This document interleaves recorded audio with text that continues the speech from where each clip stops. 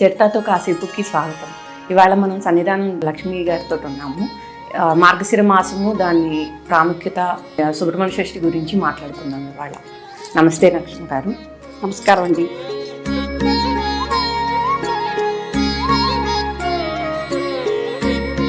ఈ మాసము మార్గశిర మాసం కదా, సో మార్గశిర మాస విశిష్టత, దాని ప్రాముఖ్యత మొత్తం అన్ని మీ నుంచి తెలుసుకుందాం అనుకుంటున్నాను. కొంచెం చెప్తారా? శ్రీ మహాగణాధిపతే నమః, శ్రీ గురుభ్యో నమః. అందరికీ నమస్కారం. మార్గశిర మాసం, మాసానాం మార్గశీర్షోహం అని చెప్తాడు శ్రీకృష్ణ భగవానుడు భగవద్గీత విభూతి యోగంలో. అంటే ఈ మాసాన్నే నేను అని చెప్తాడు భగవద్గీతలో. ఈ మాసానికి అంతటి ప్రాముఖ్యత ఉంది. అంటే విష్ణు ఆరాధనని ఈ మాసంలో చేయటం. మనం మార్గశిర మాసంలో ప్రతిరోజు పర్వదినంగా జరుపుకుంటాం. మీరు గమనించండి, కార్తీక మాసం నెల రోజులు మనం పూజలు చేసిన తర్వాత ఈ మార్గశిర మాసంలో శుక్లపక్షంలో వచ్చేటటువంటి పాడ్యమి రోజు ఏదైతే ఉందో ఆ రోజున మనం పోలి పాడ్యమి, పోలి స్వర్గము అనేటటువంటి పేరుతో అక్కడ మొదలవుతుంది మనకి. అక్కడి నుంచి సుబ్రహ్మణ్య షష్ఠి, అదేవిధంగా దత్తాత్రేయులు వారికి ఆవిర్భావం, దత్త జయంతి, అంటే దీన్నే పౌర్ణమి అని చెప్తాం కదా, మార్గశిర పౌర్ణమి అని చెప్పి. దాన్నే మరి కొన్ని ప్రాంతాల వారైతే దీన్ని కోరల పౌర్ణమి అనేటటువంటి పేరు కూడా ఉంటుంది. కానీ మనకైతే తెలుగునాట ఎక్కువగా ఈ దత్తాత్రేయుల వారి ఆరాధనే మనకి కనపడుతూ ఉంటుంది. ఆ తర్వాత ముక్కోటి ఏకాదశి, ఇలాంటివన్నీ కూడాను పర్వదినాలు ఉన్నాయి ఈ మాసంలో. ఈ మాసంలో చేసేటటువంటి పూజకి విష్ణుమూర్తి ఆరాధన, అదేవిధంగా లక్ష్మీదేవి యొక్క ఆరాధన. లక్ష్మిని ఏ విధంగా ఆరాధిస్తాము అని అంటే కనక మహాలక్ష్మిగా ఆరాధిస్తాము ఈ మాసంలో. అంటే ఈ మాసంలో చేసేటటువంటి ఏ చిన్న పుణ్య కార్యమైనా కూడాను స్వామివారికి మనం దగ్గరగా చేరుస్తుంది. దాన్ని మనం స్వీకరించాలి. మనకి మార్గశిర మాసంలో వచ్చే సుబ్రహ్మణ్య షష్ఠి ప్రాముఖ్యత చెప్తారా? అసలు ఎలా చేయాలి, ఏం చేస్తాము అవన్నీ? మార్గశిర మాసంలో వచ్చేటటువంటి శుక్లపక్షంలో వచ్చేటటువంటి షష్ఠినే మనము సుబ్రహ్మణ్య షష్ఠి లేకపోతే సుబ్బారాయుడు షష్ఠి అని ఎక్కువగా మనకి తెలుగునాట ఉభయ తెలుగు రాష్ట్రాల్లో మనకు కనపడుతుంటుంది. సుబ్బారాయుడు షష్ఠి, సుబ్బారాయుడు షష్ఠి అని అంటూ ఉంటారు. ఎక్కువగా గ్రామాల్లో, ఊళ్ళలో కనపడుతుంటుంది ఈ మాట మనకి. ఈ సుబ్రహ్మణ్య షష్ఠి రోజున చేయవలసినటువంటి విధి విధాయకాలు ఏమిటి అనే దానికి ముందర అసలు ఈ సుబ్రహ్మణ్యుడు ఏ విధంగా ఆవిర్భవించాడో కూడా మనం తెలుసుకోవాలి కదా. అంటే ఈ సుబ్రహ్మణ్యుడు ఆవిర్భావానికి కూడాను లోక కళ్యాణార్థమై సుబ్రహ్మణ్యుని కుమారస్వామి యొక్క జననం జరిగింది. అంటే పరమేశ్వరుడికి దక్షయజ్ఞ సమయంలో సతీ వియోగం అవుతుంది కదా. ఆ తర్వాత ఆ సతీ వియోగమైనటువంటి ఆ బాధలో పరమేశ్వరుడు వెళ్ళి ఘోరమైనటువంటి తపస్సు చేస్తూ ఉంటాడు. ఆ తరుణంలో తారకాసురుడు అనేటటువంటి రాక్షసుడు ఘోరమైనటువంటి తపస్సు చేస్తాడు. చేసి ఈ రాక్షసుల పని, అందరి పని అదే, ఘోరంగా తపస్సు చేయటము, అటు దేవీ దేవతల నుంచి వరాలు పొందటము, మళ్ళా అందరినీ ఇబ్బంది పెట్టటము, వాళ్ళ పని అదే. అట్లా అదేవిధంగా ఈ తారకాసురుడు కూడాను ఘోరమైనటువంటి తపస్సు చేశాడు. చేసి ఎవరి దగ్గర నుంచి వరం పొందాడు అని అంటే చతుర్ముఖ బ్రహ్మగారి దగ్గర నుంచి వరం పొందాడు అన్నమాట. ఏ విధమైనటువంటి వరం పొందాడు అనేదాన్ని మనం తెలుసుకుందాం. అంటే సుబ్రహ్మణ్య ఆవిర్భావం ఎందుకు అని అంటే ఈ తారకాసురుడు సంహరించబడాలి. తారకాసురుడు సంహరించబడాలి అని అంటే బ్రహ్మగారు వరం ఇచ్చాడుగా. ఏమని వరం ఇచ్చాడు మరి బ్రహ్మగారు? ఎవరైతే ఈశ్వరుడు యొక్క సంతానం ఉందో ఆ సంతానం చేతిలోనే నాకు మరణం కలగాలి అనేటటువంటి వరాన్ని పొందాడు. ఎందుకని? ఇప్పటికే సతీ వియోగంలో ఉన్నాడు, ఈయనేమో ముక్కు మూసుకొని జపం చేసుకుంటూ కూర్చున్నాడు, కాబట్టి ఈయనకి సంతానం కలిగేటటువంటి అవకాశం లేదు, కాబట్టి నాకు మరణం అనేటటువంటిది సంభవించదు అనేటటువంటి ఛాసలో ఉంటాడు ఈయన. సరే, ఆ తర్వాత ఈ తారకాసురుడు బాగా ఆగడాలు పెరిగిపోయినాయి అన్నమాట. ఇటు మానవులనే కాదు, దేవతల్ని కూడాను చాలా ఇబ్బందులు పెడుతున్నాడు. ఇబ్బందులు పెడుతుంటే ఇంకా తాళలేక దేవతలందరూ కూడాను వెళ్ళి చతుర్ముఖ బ్రహ్మగారి దగ్గర మొరపెట్టుకుంటారు. నాయనా, నువ్వు ఇచ్చిన వరమేమో కానీ మమ్మల్ని చాలా దుంపదెంచుతున్నాడు, ఈయన ఇబ్బంది పెడుతున్నాడు మరి అని అంటే, సరే మరి దీనికి ఒక తరుణోపాయం ఉంది. ఎవరైతే పరమేశ్వరుడు జపం చేసుకుంటూ కూర్చొని ఉన్నాడో ఆయనకి మరి సతీ వియోగమైంది, ఆవిడ మరలా కూడాను పర్వతరాజ పుత్రి పార్వతిగా ఉద్భవించింది. కాబట్టి ఆ అమ్మాయినిచ్చి కనుక వివాహం చేసినట్లయితే వారికి కలిగేటటువంటి సంతానం ఉంటుంది కదా, ఆ సంతానం చేతిలో ఇతను హతుడవుతాడు అని చెప్పి ఇట్లా తరుణోపాయం చెప్పడం జరుగుతుంది. కానీ ఆ విధంగా దేవతలందరూ కూడా వెళ్ళి పరమేశ్వరుడి దగ్గర ప్రయత్నిస్తాడు. కానీ తపస్సు చేసుకుంటూనే ఉన్నాడు ఆయన, ఏ మాత్రం కూడా కదలలేదు, చెల్లించలేదు. తర్వాత వెళ్ళి ఆ హిమవంతుడి దగ్గరికి, పర్వతరాజు గారి దగ్గరికి వెళ్ళి అడుగుతారు, నీ కుమార్తెనిచ్చి వివాహం చేయాలని నిశ్చయం జరిగింది మరి అని అంటే, అందుకు సంతోషించి పర్వతరాజు కూడాను ఆ విధంగా ఆయన ఎక్కడైతే తపస్సు చేసుకుంటున్నాడో ఆయనకి పరిచారికగా ఈ అమ్మాయిని పంపిస్తారనమాట, పార్వతీదేవిని.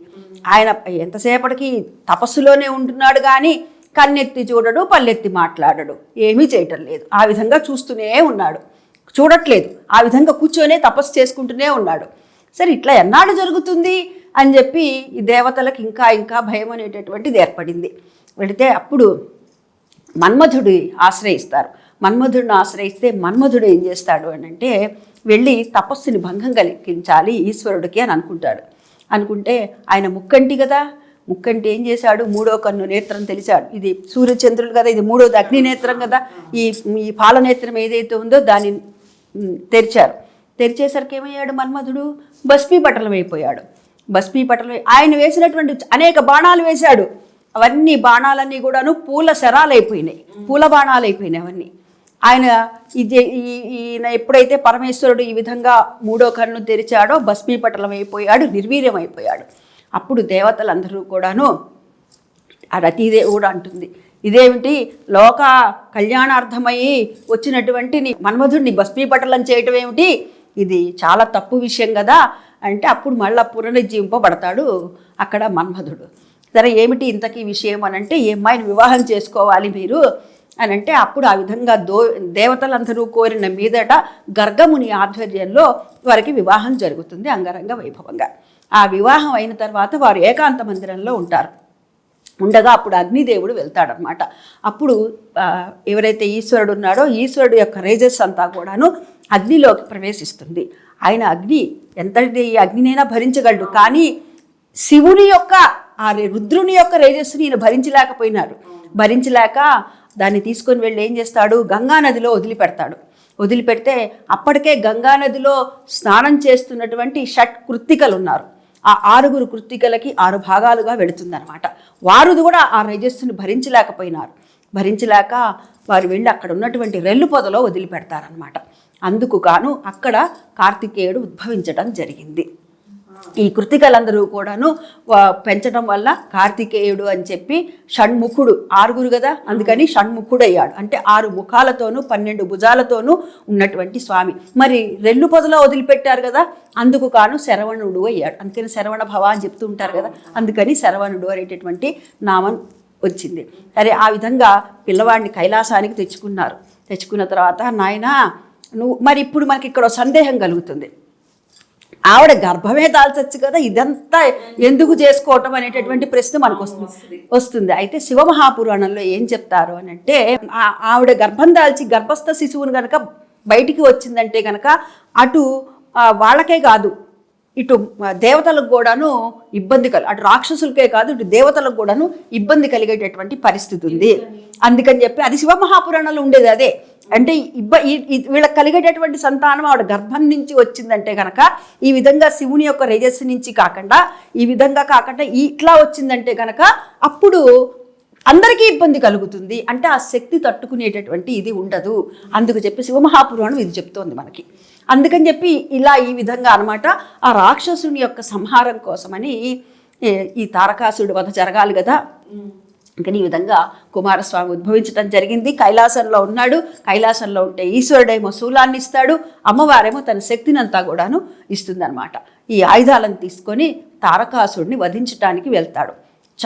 అప్పుడు బ్రహ్మదేవుడు చెప్తాడు, అతను గొప్ప తపస్సు చేసినటువంటి తపోసంపన్నుడు, మహాబలశాలి, అతను అన్ని రకాల అంటే ఇటువంటి శారీరక బలమే కాకుండా మానసిక బలమే కాకుండా అదేవిధంగా దైవ బలం ఏదైతే మంత్రబలం ఉందో అది అనుష్ఠానం చేసి ఉన్నాడు కదా, అది కూడా ఆ బలం కూడా ఉంది.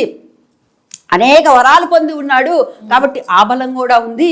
కాబట్టి నువ్వు చాలా జాగ్రత్తగా ఈ విధంగా చేయాలి నాయన అని చెప్తే అట్లా సరేనని చెప్పి బాగా యుద్ధం చేస్తాడు.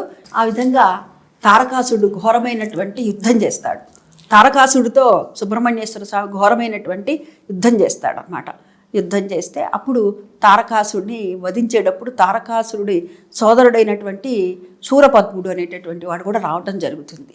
వచ్చినప్పుడు శూరపద్ముడిని ఏం చేస్తాడంటే సుబ్రహ్మణ్యేశ్వర స్వామి తన శూలం ఏదైతే ఉందో దాన్ని పెట్టి రెండుగా ఇలా చీల్చేస్తాడు. చీల్చినప్పుడు అప్పుడు ఏమవుతుందంటే 2 ముక్కలు అయిపోతుంది. అది ఆ శరీరం అంతా కూడా 2 ముక్కలు అయిపోతుంది.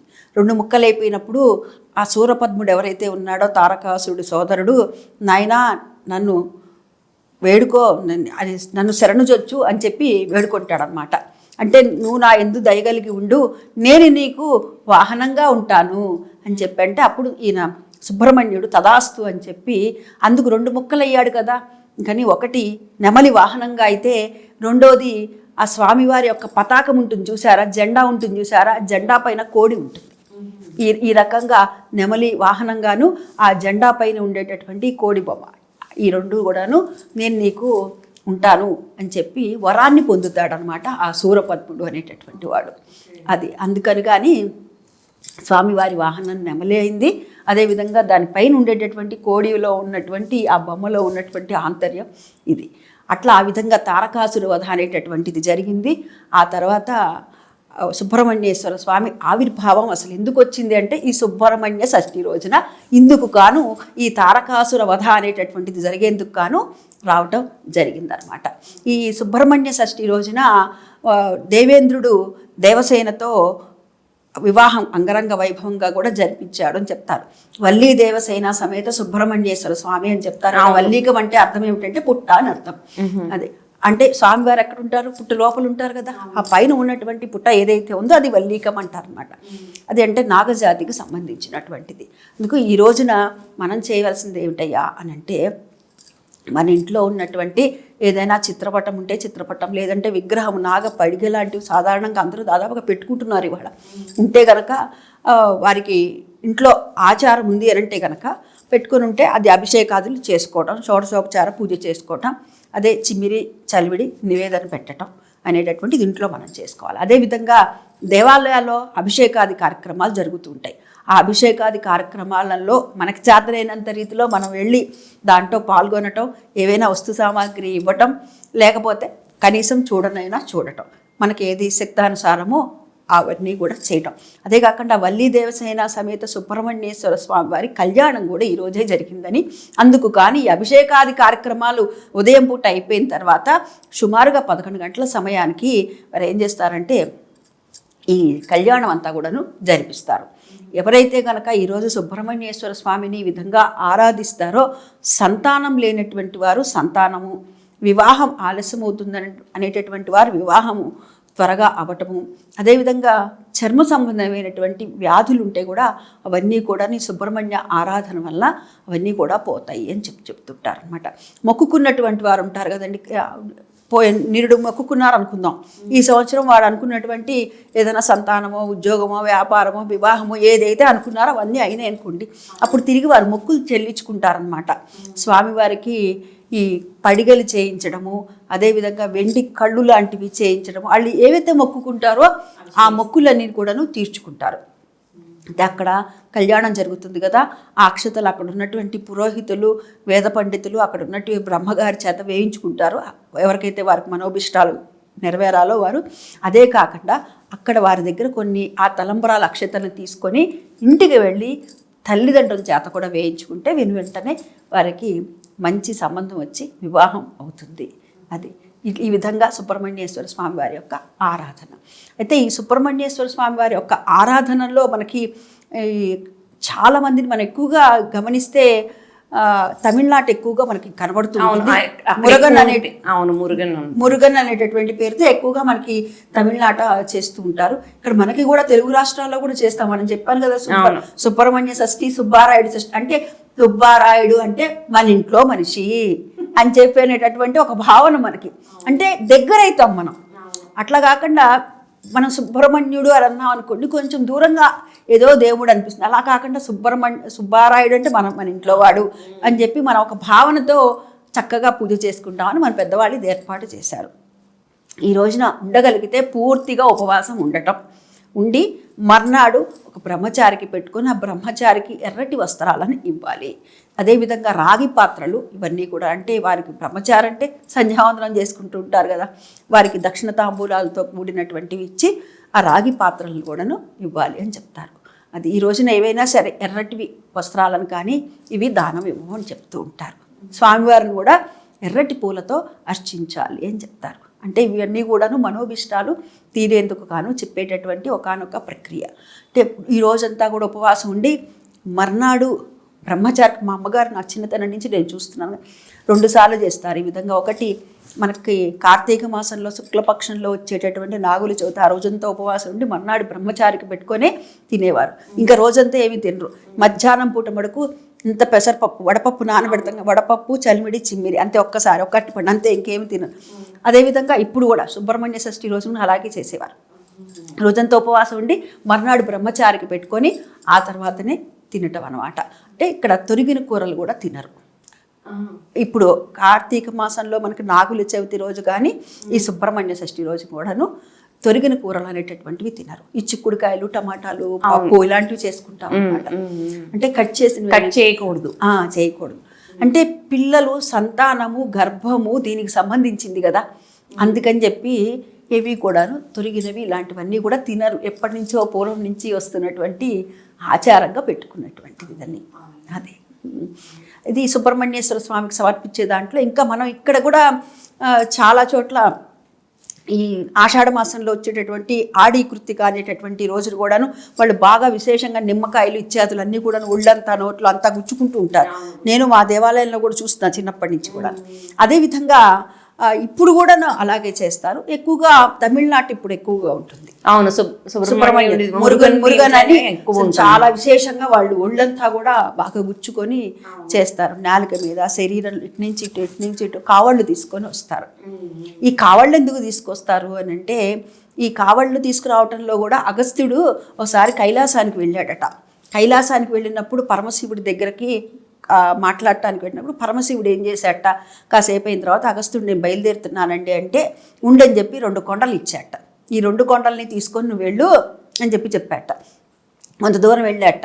కొంత దూరం వెళ్ళంగానే ఆ కొండలు తీసుకొని వెళ్తుంటే ఇదంబుడు అనేటటువంటి వాడు ఏం చేస్తాట, ఈయన దగ్గర 2 కొండలు ఉన్నాయి కాబట్టి ఈయన కొంచెం మనము మాట మంచి పెంచుకొని ఈయన్ని కాస్త 4 మాటలు పొగిడామనుకో ఆయన దగ్గర ఉన్న కొండల్ని మనం తీసుకోవచ్చు అని చెప్పి అనుకుంటాట. కొంత దూరం వెళ్ళిన తర్వాత బాగా పొగుడుతాట. పొగిడిన తర్వాత ఇక అగస్త్యుడు ఏం చేస్తాట, సరేనని చెప్పి ఆ కొండల్ని ఇస్తాట. మరి ఇట్లా 2 ఉంటాయి కదా కొండల్లాగా పట్టుకోవాలంటే మధ్యలో ఒకటి ఉండాలిగా. దానికి ఏం చేస్తారంటే బ్రహ్మదారము అనేటటువంటి దాన్ని పెడతారు మధ్యలో కట్టేదాన్ని అనమాట. ఆ విధంగా వెళ్తూ ఉంటారట. వెళ్తూ ఉండగా ఈ ఇదంబుడికి ఏమవుతుందిట, చాలా అలసటగా అనిపిస్తుందిట. అలసటగా అనిపించి ఇంక నేను మొయ్యలేకపోతున్నాను, నా వల్ల కావట్లేదు నాయన అని చెప్పి ఓ చోట ఏం చేస్తాట, ఒక కొండని అక్కడ దింపేస్తాట. దింపేసేటప్పటికి అగస్త్యుడు చూసి, అగస్త్యుడు చెప్పట నేను భరించలేకపోతున్నానండి, నేను మొయ్యలేకపోతున్నానండి, మీరు మోసుకోండి అని చెప్పొచ్చుగా.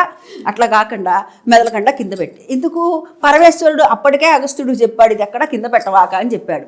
అగస్త్యుడు కూడా అది చెప్పాడు, నువ్వు ఎక్కడ ఇక్కడ నేను చెప్పే వరకు నువ్వు కింద పెట్టవాక అని చెప్పాడు.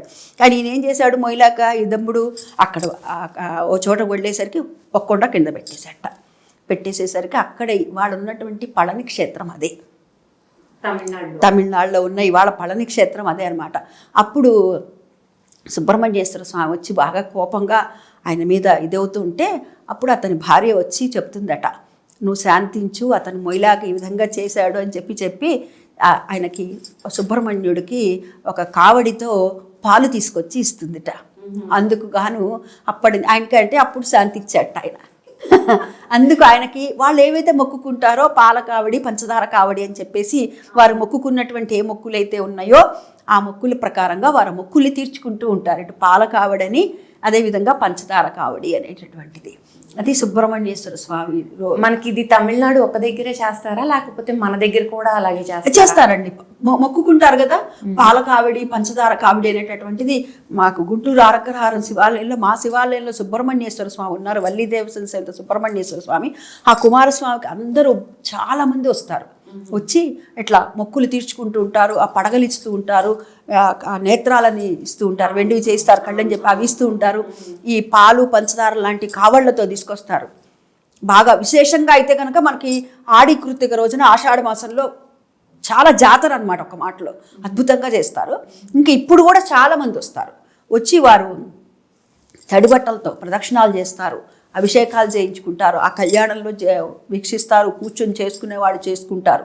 ఇక్కడ కూడా ఉంటుంది, మన తెలుగు నాట కూడా ఉంది.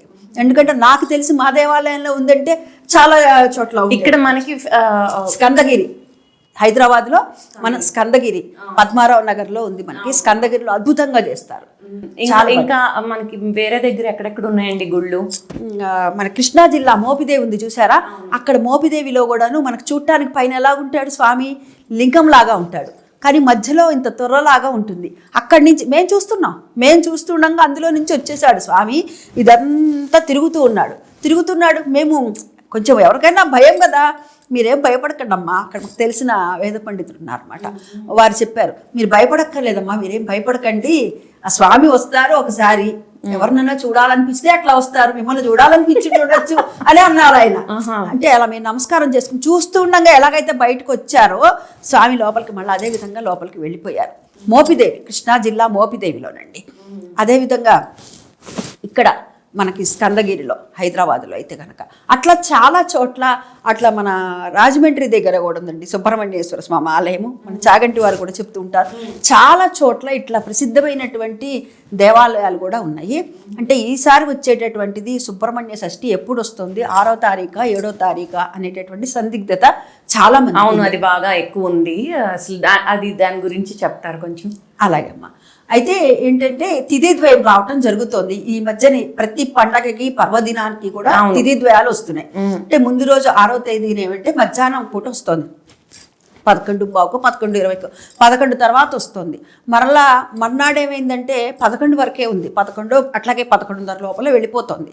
కాబట్టి సూర్యోదయానికి ఎప్పుడు ఉన్నది అంటే 7వ తేదీ శనివారం రోజున సూర్యోదయానికి ఉన్నది.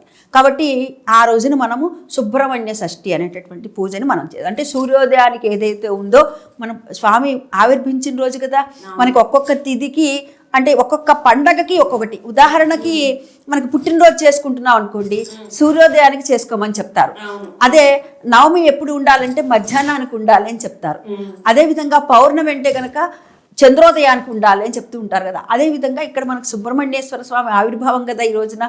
కాబట్టి సూర్యోదయానికి ఏది ఉందో దాన్ని మనం తీసుకోవాలి. డిసెంబర్ 7వ తేదీన మనకి శనివారం రోజున సుబ్రహ్మణ్య షష్ఠి అనేటటువంటి పొద్దున్నే లేసి అసలు ఏంటి పద్ధతి, ఏమన్నా పూజా విధానం ఉంటుందండి దానికి? ఉంటుందమ్మా, ఉంటుంది. కొంచెం చెప్తానండి. అయితే సూర్యోదయానికి పూర్వమే లేచి చక్కగా మనం ఇంట్లో స్నానాధికాలు చేసుకొని, ఇంట్లో పూజ చేసుకొని, ఆ తర్వాత దేవాలయానికి వెళ్ళటం. దేవాలయానికి ఇంట్లో కనుక పూజ చేసుకోగలిగితే ఎంతవరకు వీలైతే అంతవరకు చేసుకోవటం. అభిషేకాలు ఇంట్లో కూడా చేసుకునేటటువంటి పరిస్థితులు ఉంటే చేసుకోవటం.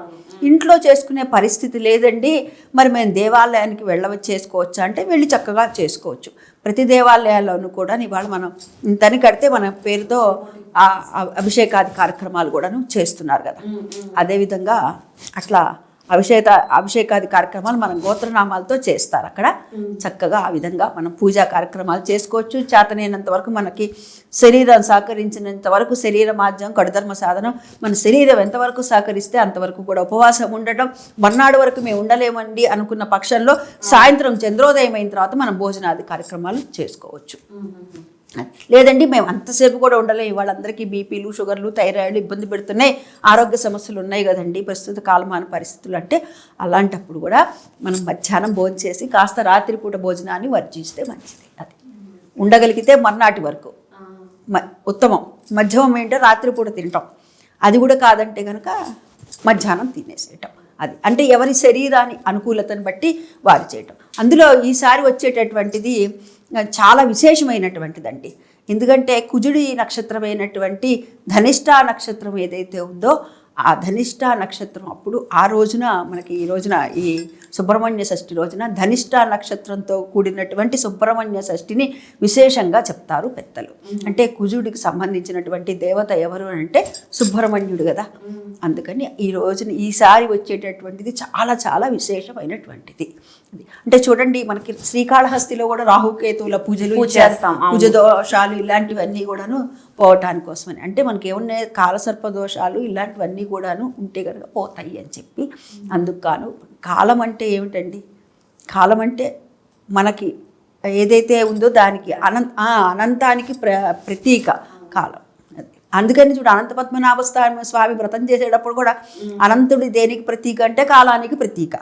అదేవిధంగా ఇప్పుడు కూడా అంతే, అంటే మన కాలం ఏదైతే బాగుండాలో అదంతా బాగుండాలని కోరుకుంటూ చేసేటటువంటిదే ఈ పూజా కార్యక్రమాలు అన్నమాట. ఈ విధంగా ఎవరైతే చేస్తారో ఆ సుబ్రహ్మణ్యుని యొక్క అనుగ్రహ కటాక్ష వీక్షణాలు మనందరిపైన ఉండాలని మనస్ఫూర్తిగా కోరుకుంటున్నాను.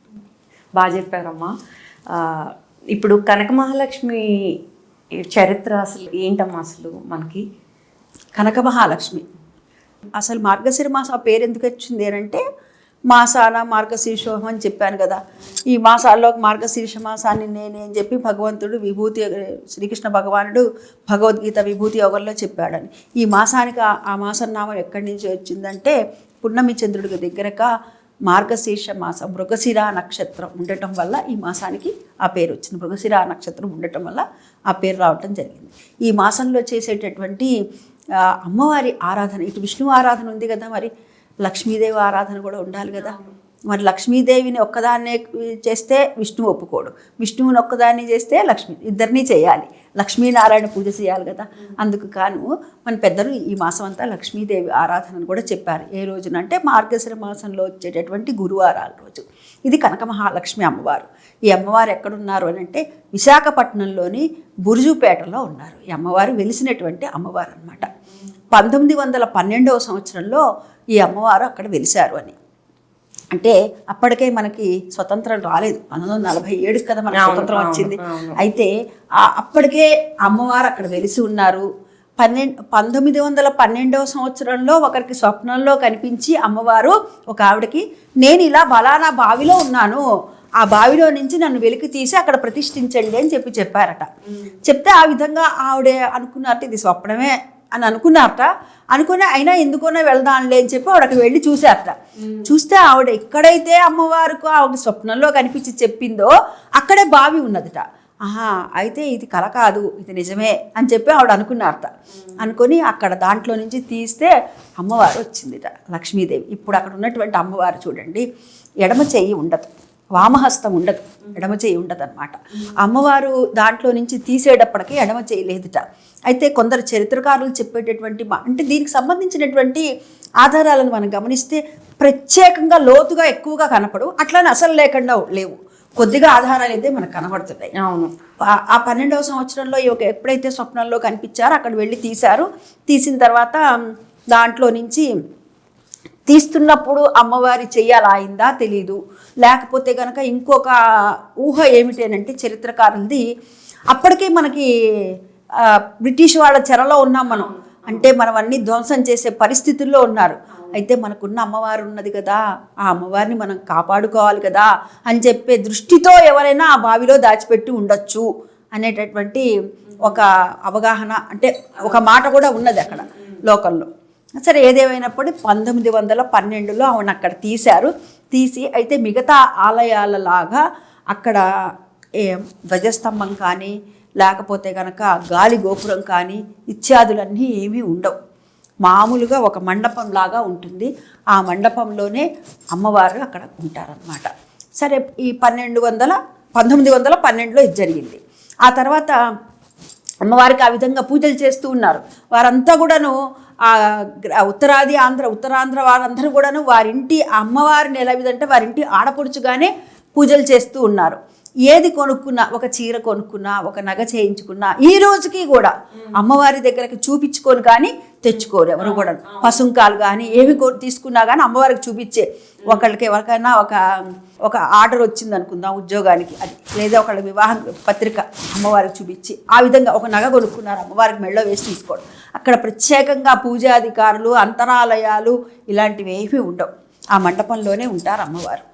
అయితే అలా 1912 నుంచి 17 వరకు పూజలు జరుగుతున్నాయి. జరుగుతున్న సమయంలో 1917లో అప్పుడు ఉన్నటువంటి మున్సిపల్ కార్పొరేషన్ వారు ఏం చేశారు అని అంటే, ఇది రోడ్డుకి మధ్యగా ఉంది, ఈ రోడ్డుని మనము ఈ బజార్నంతా కూడాను పెంచాలి అనే దృష్టితో ఏం చేశారట, ఆ విగ్రహాన్ని తీసుకెళ్ళి పక్కకు పెట్టారట. పక్కకు పెట్టేసేసరికి అప్పుడు విశాఖపట్నాన్ని ప్లేగు వ్యాధి విపరీతంగా కుమ్మేసిందిట, ఇబ్బంది పెట్టేసింది. అప్పుడు బాగా ఎక్కువ ఉండింది. అవును, బాగా ఇబ్బంది పెట్టేసిందిట. ఇబ్బంది పెడితే అప్పుడు వీరందరూ కూడాను భయపడ్డారట. చాలామంది చనిపోయారు కూడా. చనిపోతే అప్పుడు అందరూ భయపడి, అమ్మ క్షమించు తల్లి, మా ఇంటి ఆడపడుచువు నువ్వు అని చెప్పి, మా గ్రామ దేవతవు అని చెప్పి అందరూ నమస్కారం చేసుకొని మళ్ళీ యథాతథంగా ఎప్పుడైతే మొట్టమొదట 1912లో పెట్టారో అక్కడ మళ్ళీ పెట్టంగానే ఆ ప్లేగు వ్యాధి అంతా కూడా పోయిందిట. అంటే నిప్పుల మీద నీళ్లు చల్లిన విధంగా తగ్గిపోయిందిట. తగ్గిపోతే ఇంకా ఆనాటి నుంచి కూడాను అక్కడే పూజలు అందుకుంటుందిట. అయితే ఆ తర్వాత మరి అంతా దేవాలయం అంతా కూడాను బాగా విస్తృతంగా విస్తారంగా ఉంది కదా అని చెప్పి చాలాసార్లు పైన వేద్దామని, ధ్వజస్తంభం పెడదామని చూసుకున్నప్పుడల్లా కూడాను ఆవిడ ఒప్పుకోలేదుట. ఏదో ఒక రకంగా ఆటంకులు. ధ్వజస్తంభం ఎందుకు పెడతాం? ధ్వజస్తంభం ఎందుకు పెడతామంటే దానికి ఒక కారణం ఉంది. పూర్వం అయితే కనుక పల్లెటూరులే ఉండేవి, లేకపోతే కనుక ఎక్కడి నుంచో బాటసార్లు అందరూ నడిచే వెళ్ళాలి అంటే, ఇక్కడ ఏదో ధ్వజస్తంభం కనపడుతోంది అని అంటే కనుక ఆ ధ్వజస్తంభంని చూసి, ఓహో ఇక్కడ ఏదో ఊరు వస్తుంది, ఆహా ఇంకా మన దగ్గరకు వచ్చేసానరా, మనం తీసుకెళ్ళినటువంటి ఆహారం దారివచ్చం ఏదైతే ఉందో అది సరిపోతుందిరా అని అనుకుంటారట.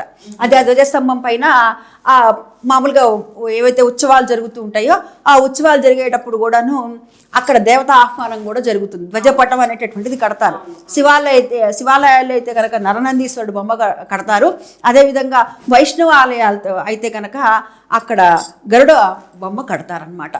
అక్కడ జరిగేటట్టు అంటే ఇక్కడ ఉత్సవం జరుగుతోంది కాబట్టి ఈ చుట్టుపక్కల వారు, ఇక్కడ వీళ్ళ కళ్యాణం జరుగుతోంది కాబట్టి ఈ చుట్టుపక్కల ఉన్నటువంటి వారెవరు కూడాను ఈ 16 రోజుల పాటు వివాహాలు జరపకూడదు అని చెప్పంటే, దేవతలందరూ వచ్చారు ఇక్కడికి. మరి ఇక్కడ మిగతా వాళ్ళు వివాహం చేసుకుంటే దేవతల ఆహ్వానం మనం చెప్తాం కదా, చెప్తే దేవతలు వచ్చి దీవించాలి కదా. అందుకని ఆ దేవతలందరూ కూడా ఇక్కడికి వచ్చేసి ఉన్నారు. అందుకని 16 రోజులు మీరు పెళ్లి చేసుకోకండి, ఇక్కడ 16 రోజులు పండుగ అయ్యే వరకు అని చెప్పడానికి ఆంతర్యంగా ఇక్కడ చెప్తారు. అది తర్వాత అక్కడ ఇచ్చేటటువంటి నరనందీశ్వర ముద్ద, శివాలయాలు అయితే వైష్ణవాలయాలు అయితే కనుక గరుడ ముద్ద అనేటటువంటిది కూడా ఇస్తారు ఎవరికైతే సంతానం కావాలో వారందరికీ కూడాను. అది దీంట్లో ఉన్నటువంటి ఆంతర్యం అదే. అయితే ఈ ధ్వజస్తంభాన్ని అలాంటి పెడదామని చూశారట.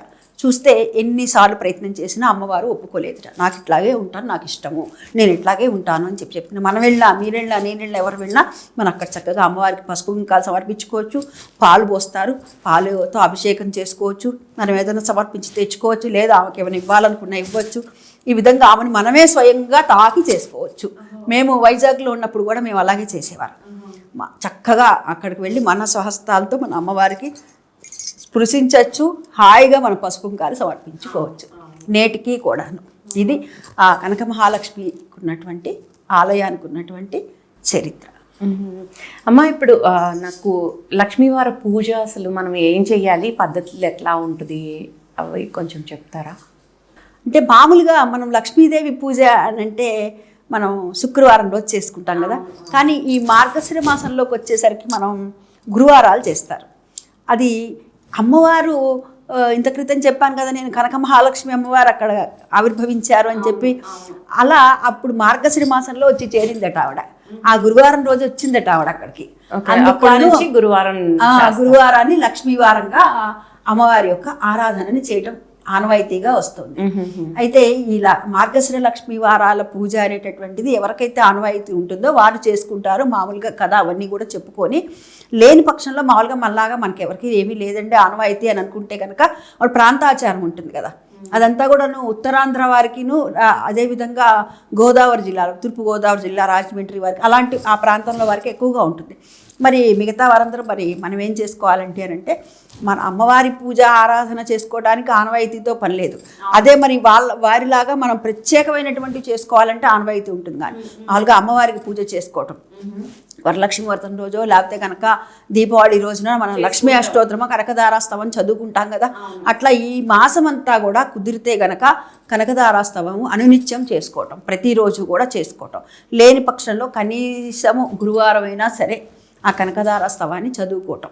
వందే వందారు మందారమిందిరానందకన్నలం అమందానంద సందోహ బంధురం సింధురాననం అంగం హరే పులకభూషణమాశ్రయంతే భృంగాంగనేవ ముకులాభరణం తమాలం అని మొదలయ్యేటటువంటిది ఉంటుంది. అలా మొదలయ్యేటటువంటి ఆ కనకధారా స్తవాన్ని ఆసుగా అపరశంకరులు ఆదిశంకరులు అందించినటువంటిది మనందరికీ కూడాను. దాన్ని మనం ప్రతినిత్యం కుదిరితే చదువుకోవడం, లేకపోతే ఈ గురువారాల రోజు చదువుకోవటం. అసలు ఈ గురువారాలకి కూడాను ఈ మామూలుగా అయితే మనం ఏం చేస్తాము, ఇప్పుడు వరలక్ష్మి వ్రతం ఉంది ఒక్కరోజు చేస్తాం, లేదంటే మంగళగౌరి ఉంది 4 మంగళవారాలు చేస్తాము, ఆ మాసంతో అయిపోతుంది. అవును. కానీ ఇక్కడ ఈ మార్గశిర మాసం దగ్గరకు వచ్చేసరికి కొంత విశేషంగా ఉంటుంది. ఏమిటంటే ఇప్పుడు ఈ 4 వారాలు వస్తాయి చూసారా, ఒక్కసారి ఎప్పుడన్నా 5 వారాలు రావచ్చు మాసంలో.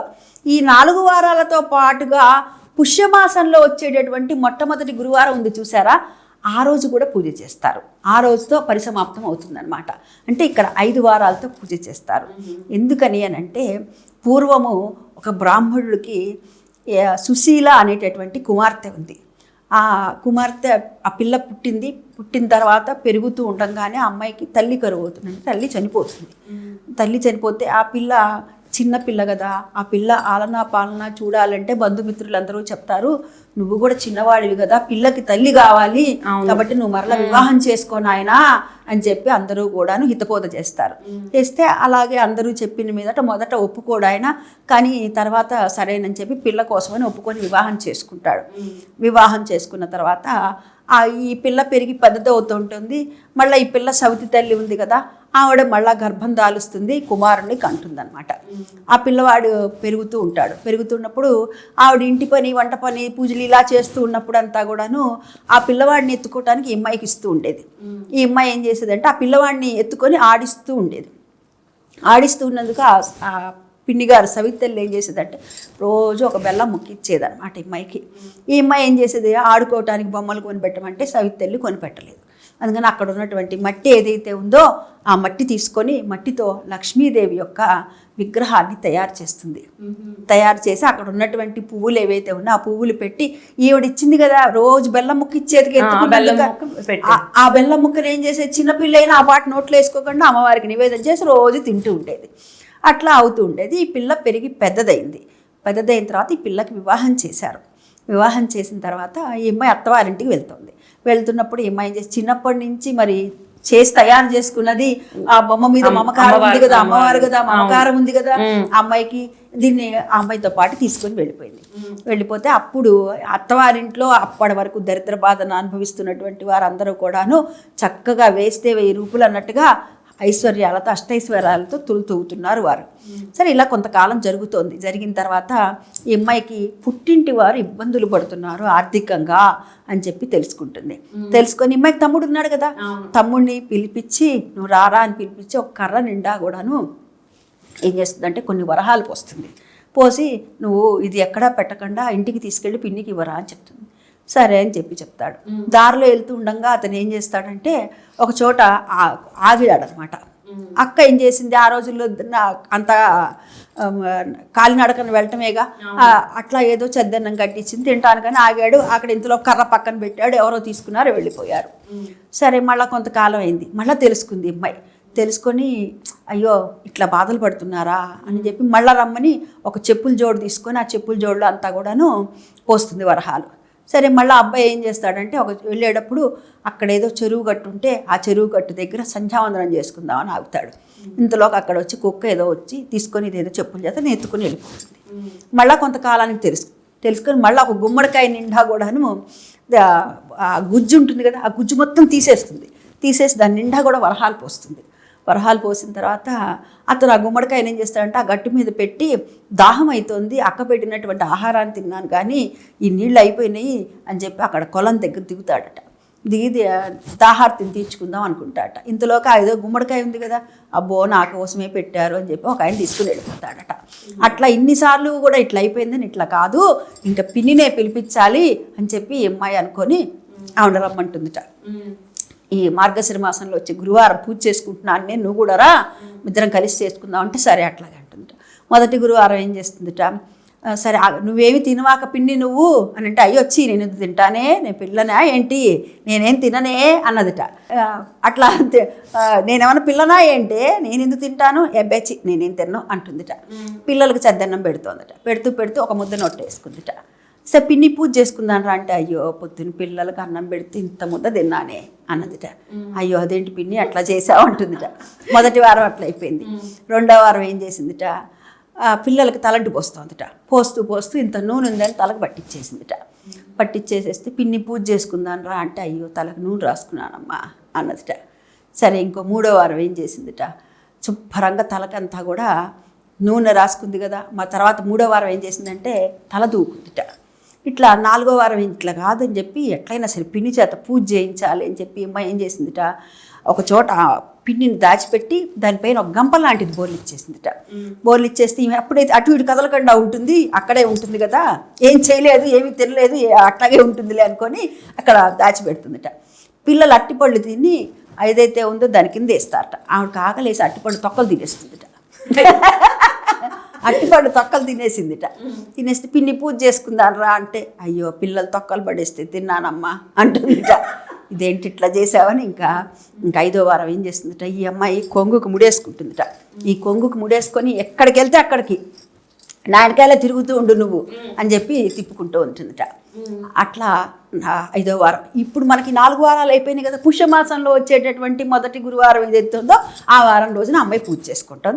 పిన్ని తల్లి ఇద్దరు తల్లి పిల్ల పూజ చేసుకున్నారట. పూజ చేసుకున్న తర్వాత అమ్మవారికి చక్కగా పూజ అంతా అయిపోయి నివేదన పెట్టారట. నివేదన పెట్టిన తర్వాత అమ్మవారు ప్రత్యక్షమయ్యి ఈ పిల్ల పెట్టినటువంటి ఏదైతే ఉందో అవన్నీ కూడా తీసుకుందిట నైవేద్యం. కానీ ఆ తల్లి పెట్టినటువంటి తల్లి పెట్టిన నైవేద్యం తీసుకోలేదు. ఎందుకని? అదేమిటి అంత శ్రద్ధగా, నేనెంత శ్రద్ధగా చేశానో తల్లి, ఈసారి నా పిన్ని కూడా అంత శ్రద్ధగానే చేసింది కదా, ఇద్దరిది తీసుకోమ్మా అని బతికినాడిందిట. నేనెందుకు తీసుకుంటాను, చిన్నప్పుడంతా కూడా నిన్ను ఇంత ఇబ్బందులు పెట్టింది కాబట్టి నేను తీసుకోను, ఆవిడ ప్రసాదం ఆవిడ పెట్టిన నైవేద్యాన్ని అని చెప్పి అంటుందిట. ఈ పిల్ల బతికినాడుతుందిట. అప్పుడు అమ్మవారు ఇద్దరిని నివేదనలో తీసుకుంటుందట. అంటే ఎవరిని బాధ పెట్టకూడదు అనేటటువంటిది నీతి ఇది. అదే కాకుండా గురువారాలు ఏమి చేయకూడదు అన్నది కూడా ఈ కథలోనే మనకున్నాయి. అంటే చద్దన్నాలు తింటాలు, నూనె రాసుకోవటాలు, అంటే ఆ పూజ అయ్యే వరకు కూడా తలకి ఇప్పుడు మనకి ఈ మార్గశిర మాసంలో సుబ్రహ్మణ్య షష్ఠి రోజు కానీ లేకపోతే నాగుల చవితి రోజు కానీ దువ్వెన పెట్టం. చేత్తో ఇలా అనుకునే జడ వేసుకుంటాం అనమాట. మా అమ్మగారు అలా చేసేవారు, నాకు అదే అలవాటు. ఆ రోజున ఇంకా దువ్వెన పెట్టం. అదేవిధంగా ఇప్పుడు ఈ పూజ చేసేటటువంటి వారికి ఎవరైతే నియమం ఉంటుందో వారికి కూడా ఇలా దువ్వెన పెట్టం. చేత్తోనే ఇలా అనుకుని జడ వేసుకో, అంటే గంపశక్తి రాక ఇంత ఎత్తున ఉండమని కాదు, శుభ్రంగా చేత్తోనే ఇట్లా అనుకుని జడ వేసుకోవాలి అనమాట. అది అంటే దీంట్లో మనం ఏం చేయాలి ఏం చేయకూడదు అనేటటువంటి నీతి కూడా ఉంది. ఈ కథ చెప్పుకొని అక్షతలు వేసుకొని కథలోపమున్న వ్రతలోపం రాకూడదు, భక్తి తప్పినా ఫలం తప్పరాదు అని చెప్పి కొన్ని అక్షతలు అమ్మవారి మీద వేసి కొన్ని మన తల మీద వేసుకోవటం. ఈ కథను విన్నా కూడా మనకి పుణ్యమే అని చెప్పి అమ్మవారి యొక్క అనుగ్రహం కలుగుతుంది. అయితే ఇక్కడ మొట్టమొదటి వారం ఏం పెడతారు నివేదన అని అంటే, మొట్టమొదటి వారం పులగం పెడతారు, రెండో వారం ఏమో అట్లు తిమ్మనం పెడతారు, మూడో వారం ఏమో చిత్రాన్నం పెడతారు, నాలుగో వారం ఏమో గారెలు పెడతారు, ఐదో వారం ఏమో పూర్ణ బూరెలు పెడతారు అనమాట. కానీ మిగతా పూజలు అన్నీ కూడా మనం ఏం చేస్తాము అంటే మన కోసం చేసుకుంటాం. వినాయక చవితి అనుకోండి, మనం బాగుండాలి, మన పిల్లలు బాగుండాలి, మన పిల్లలు విద్యాబుద్ధులు రావాలి, గణపతి దైవలతో ఎటువంటి విఘ్నాలు లేకుండా చేసుకోవాలి అని ఇట్లా. అదే మంగళగౌరి వ్రతాలు కానీ వరలక్ష్మి వ్రతాలు కానీ ఇలాంటివన్నీ కూడాను మనం 5వ తనం కోసం చేస్తూ ఉంటాం. అంటే అమ్మవారు మనల్ని దీర్ఘసుమంగళిగా దీవించాలి, 5వ తనంగా ఉండాలి అని చెప్పి మనం బాగుండాలి, మన భర్త బాగుండాలి, పిల్లలు ఈ విధంగా. కానీ ఈ పూజ మటుకు మన పుట్టింటి వారు కూడా బాగుండాలి అని చెప్పి పుట్టింటి వారు బాగుండాలని పూర్ణ బూరెలు పెడతారనమాట. ఇప్పుడు అమ్మాయి అదే చేసింది కదా, పుట్టింటి వారు బాగుండాలని వాళ్ళ పిన్నిని తెచ్చి అందుకని చెప్పి ఈ పూజ ఎవరైతే చేస్తారో వాళ్ళ పుట్టిల్లు కూడా బాగుంటుంది అని చెప్పి. సరే మాకు ఆనవాయితీ లేదండి, మనమందరం ఏం చేయాలి అని అంటే కనుక మామూలుగా మనం ఏం చేస్తాము, శుక్రవారం రోజున గుమ్మానికి శుభ్రంగా తడిబెట్టి తుడిచి పసుపు రాసి కుంకుమ బొట్టు పెట్టి 2 పువ్వులు పెట్టి నమస్కారం చేసుకుంటాం. అదేవిధంగా ఈ మాసం అంతా కూడా శుక్రవారం కాకుండా గురువారం రోజున మార్గశిర లక్ష్మీవారం ఉంటాం కదా, ఆ గురువారం రోజున చక్కగా గుమ్మాన్ని తడిగుడ్డ పెట్టి తుడిచి చక్కగా పసుపు రాసి బియ్యపిండి కుంకుమ బొట్లు పెట్టి 2 పువ్వులు పెట్టి ఒక్క అగరబత్తి ధూపం వెలిగించటం అనమాట. ఈ విధంగా ఎవరైతే చేస్తారో వారికి అమ్మవారి యొక్క అనుగ్రహం పరిపూర్ణంగా ఉంటుంది. అది అన్నమాట. ఇది మార్గశిర మాసం యొక్క విశిష్టత, కనక మహాలక్ష్మీదేవి యొక్క విశిష్టత, చరిత్ర. అమ్మవారి అనుగ్రహం మనందరికీ కలగాలని మనసా వాచా కర్మణ త్రికరణ శుద్ధిగా వేడుకుంటున్నా తల్లి. ఈ నెల మార్గశిర మాసంలో దత్త జయంతి ఉంటుంది కదమ్మా, అది ఎప్పుడు వస్తుంది? అసలు దానికి ఏం చేయాలి మనము?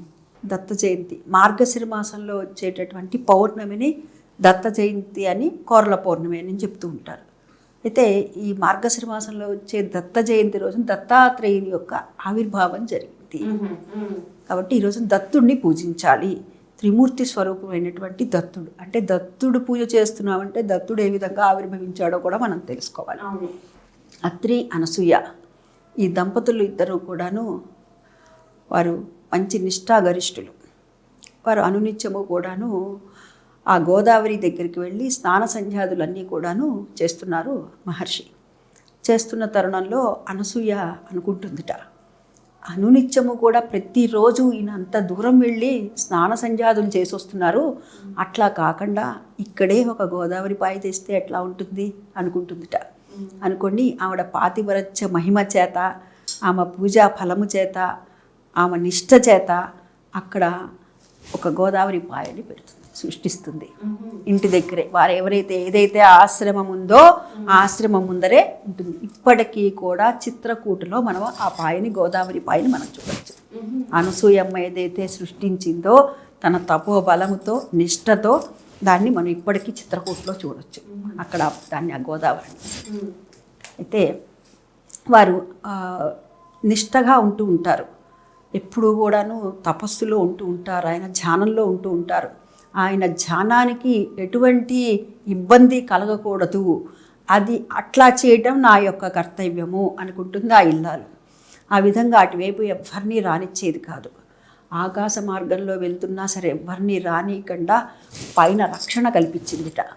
అట్లా కల్పించిన సందర్భంలో లక్ష్మీదేవి, సరస్వతీదేవి, పార్వతీదేవి ముగ్గురు కూడా అటువైపు వెళ్తున్నారట.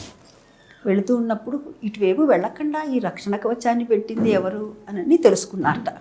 తెలుసుకుంటే నారదులు వారు చెప్తారట, ఇట్లా ఆ ఇల్లాలు ఇటువంటి రక్షణ కవచం అనేటటువంటిది మహర్షికి ఇబ్బంది కలగకూడదు, తపస్సుకు భంగం కలగకూడదు, నిష్టగా ఉంటున్నారు కదా వారు అని చెప్పి వారి అనుష్ఠానానికి భంగం కలగకూడదు, అందుకని చెప్పి ఈ విధంగా పెట్టారు అని చెప్పి చెప్తారట నారదుల వారు. అది తెలుసుకొని వీరు ముగ్గురు కూడా వెళ్ళి ఏం చేస్తారట, వారి భర్తలతో చెప్తారట, బ్రహ్మ విష్ణు మహేశ్వరులకి చెప్తారట.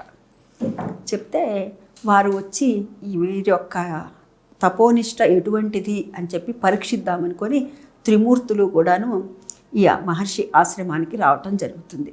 భవతి భిక్షాందేహి అంటూ వస్తారట.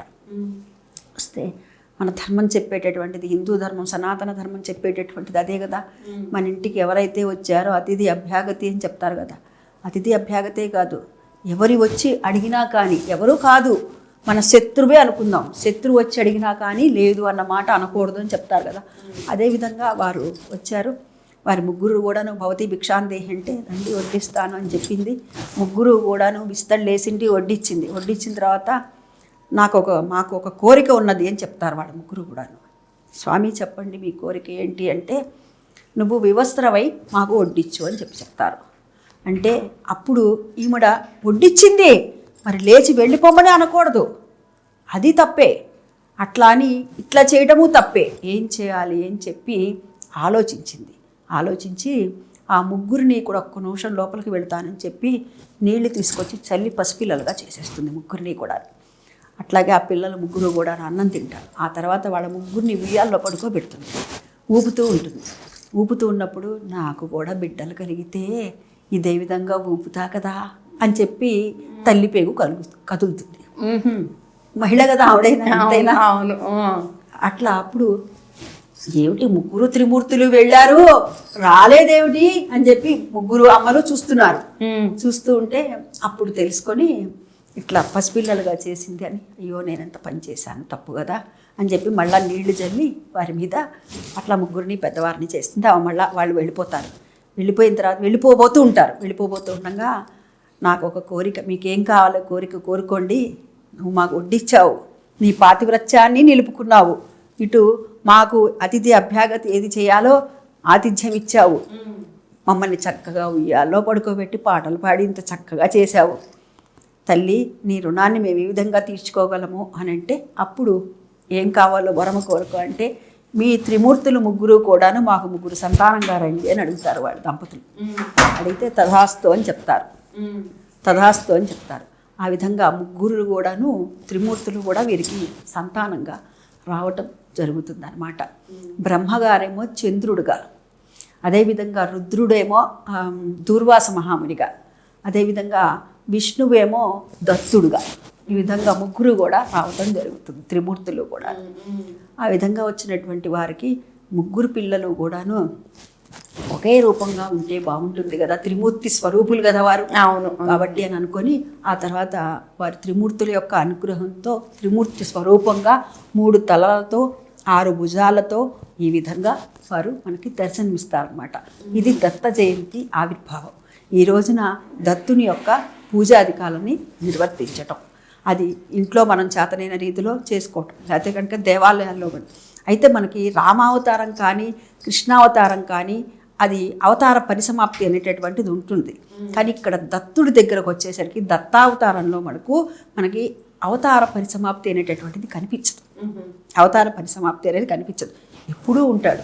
దత్త దత్త నాయన దత్త అంటే చాలు వచ్చి మనకు పలుకుతాడనమాట. ప్రత్యక్షంగా చాలామందికి చాలా నిదర్శనాలు అయినాయి. ఈ మధ్య మా పెదనాన్నగారు కూడా చెప్పారు, అమ్మా నేను అక్కడికి వెళ్ళానమ్మా, వెళ్తే అక్కడ ప్రత్యక్షంగా నేను దత్తుడి పూజ కోసమని వెళ్తే అక్కడ దత్తుడే వచ్చాడమ్మా, నాకు తెలుస్తూనే ఉంది. దత్తుడిని మనం నమ్ముకున్నామంటే కనుక ఆయన భూమి చేయడమ్మా, ఖచ్చితంగా ఏ రూపంలో వస్తాడో కూడా మనకు అర్థమైపోతూనే ఉంటుంది. అవును. ఎప్పుడు కూడాను కలియుగంలో భగవంతుడు చతుర్భుజాలతో రాడు, నేను దేవుణ్ణి అని చెప్పి రాడు, దైవం మానుష రూపేణ అంటూనే వస్తాడు. దాన్ని మనం గ్రహించుకోవాలి, గ్రహించుకుంటే మనకు అర్థమైపోతుంది, ఓహో దేవుడి భగవంతుడు మనల్ని కరుణించడానికి వచ్చాడు అని. అంటే ఈ విధంగా దత్తుని యొక్క ఆవిర్భావం జరిగింది, దత్తుడి యొక్క పూజ ఈ విధంగా చేస్తారు, అది అన్నమాట. ఇప్పుడు మనకి గాన్గాపురంలోనే మా పెదనాన్న గారికి కనిపించారు దత్తుడు. వారు దత్త చరిత్ర అంతా కూడా పూర్తి చేసి అక్కడ ఉండి 6 రోజుల పాటు, సప్తాహంలాగా 7 రోజుల పాటు ఉండి దత్త చరిత్ర అంతా పూర్తి చేసుకొని వస్తుంటే మా పెదనాన్నగారు చెప్పారు. మా పెదనాన్నగారు అబ్బాయి అక్కడ డాక్టర్ కబర్దే అని అందరికీ తెలుసుకోవడను, తను చెప్పాడనమాట, ఇట్లా పెదనాన్నగారు వాళ్ళకి స్పష్టంగా కనిపించారంటే మా అమ్మ కూడా ఉండి మీ పెదనాన్నకు కనిపించారు, నాకు కనిపించారమ్మా దత్తుడు, ఆ రోజు ఇంకా బయలుదేరదాం అనుకుంటున్నాము, ఈ విధంగా కనిపించారు. గాన్గాపురంలోనే కనిపించారు. అది గాన్గాపురంలో. అవును, గాన్గాపురంలో వేస్తారు, తెలుసు, అది విన్నాను కానీ పూర్తిగా తెలియనప్పుడు చెప్పు. అదే 12ంటికి మనకి భిక్ష వేస్తారంట స్వామి. అవును, ఏ రూపంలోనో తెలీదు అని చెప్పారన్నమాట. అది నిజం, తెలియదు. నేను అక్కడికి 3-4 సార్లు వెళ్ళాను. నాకు ఆ దత్తుడు అనుగ్రహం వస్తే కానీ వెళ్ళలేము. బుద్ధి కర్మానుసారనే ఏదైనా కానీ కర్మఫలాన్ని బట్టే మన బుద్ధి అనేటటువంటిది నడుస్తుంటుంది. బుద్ధి కర్మానుసారనే, అందులో అనుమానం లేదు. గానుగాపురంలోనే మనకి అక్కడే చెప్తూ ఉంటారు కదా, నాన్నగారు రామగారు ఈ మధ్యనే చెప్పారు నాకు, ఇలాగ జరిగిందమ్మా అని చెప్పి చాలా మంది దగ్గర విన్నాను నేను, నిదర్శనం కూడా. ఈ దత్త జయంతి రోజున గాన్గాపురానికి వెళ్ళండి, నేను ఇట్లాగే ఒక మాధ్యమం ద్వారా ఇదివరకు చెప్తే అది అదృష్టం అనేటటువంటిది ఎవరికి ఎలా వస్తుందో తెలియదు. మా ఫ్రెండ్ చెప్పి నేను వెళ్ళాను, నువ్వు చెప్పిన వీడియో చూసి అంటే నేను వెళ్ళలేకపోయాను. అది చెప్పా కదండి, ఎలాగో వస్తుందో అనుగ్రహం అనేటటువంటిది తెలియదు. అది అసలు పూజ దత్త జయంతి రోజు అసలు ఏం పూజ చేయాలండి పొద్దున్నే? అదే త్రిమూర్తి స్వరూపమైనటువంటి దత్తావతారంలో ఉన్నటువంటి మనకి ఫోటో దొరుకుతుంది కదా, 3 ముఖాలతో ఉన్నటువంటిది, 6 భుజాలతో ఉన్నటువంటిది, అది ఆ చిత్రపటం మనకు దొరుకుతుంది. ఆ దత్తుడికి మనకి యథాశక్తిగా పంచోపచారాలు కానీ షోడశోపచారాలతో కానీ పూజని చేయాలి. రాత్రి వరకు కూడా ఉపవాసం ఉండాలి. చంద్రోదయం అయిన తర్వాతనే పూజ అంతా కూడా అయిపోయిన తర్వాత ఆ తర్వాత మనం భోజనాది కార్యక్రమాలు చేయాలన్నమాట. మాకు చాలా బాగా చెప్పారు లక్ష్మి గారు, నమస్కారం అండి.